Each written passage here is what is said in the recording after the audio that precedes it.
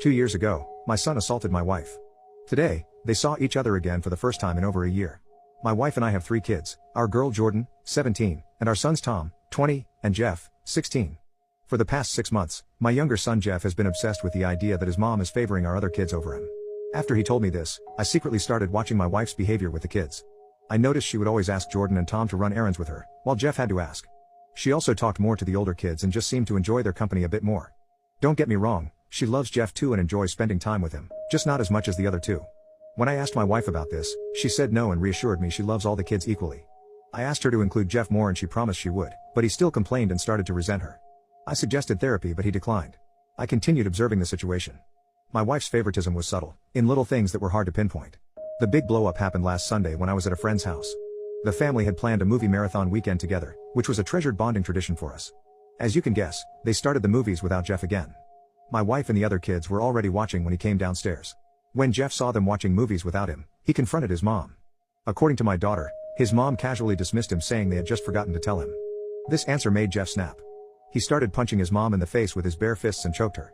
He also kicked and punched his siblings when they tried protecting her. He only stopped when my wife fell to the ground. I rushed home when my daughter called in tears. My wife's left eye was swollen and red, her nose bled, and her neck was dark red. Tom and Jordan had to restrain me from going after Jeff. My wife was in total shock and couldn't speak. After settling down a bit, I called my father who lives 3 hours away and he agreed to come get Jeff right away. It's been 2 days now and I have no idea what to do. My wife is slowly recovering from the beating but doesn't talk about it or Jeff. My dad suggested Jeff move in with his grandparents for at least a year to give us time to heal. But I fear a year apart will further ruin his relationship with his mother. First update. It has been 6 months since the incident.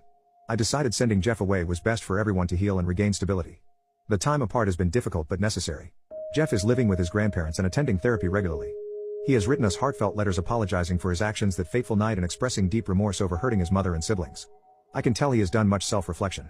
My wife has recovered physically but still deals with emotional trauma. Seeing Jeff is too overwhelming for her right now. She flinches whenever his name comes up. The rest of us attend family counseling to process what happened. Just yesterday, Jeff called asking if he could come home for Christmas. My wife broke down at the thought. As much as I want my boy back, I know the scars run too deep for my wife's comfort. I gently told Jeff we aren't ready for a visit yet. As expected, he was extremely disappointed but said he understands. Final update. Last week, Jeff finally came home. My wife greeted him with open arms. They shared a long emotional embrace and words of reconciliation. He apologized sincerely once more, which brought my wife closure. Jordan and Tom have cautiously warmed up to Jeff again. There are still hurt feelings but we are committed to healing together. I know our family will never be the same after what happened, but having Jeff home has restored the family bond we feared was lost forever. He still has much work ahead rebuilding trust, but for the first time in over a year, I feel whole again now that my boy is back under our roof.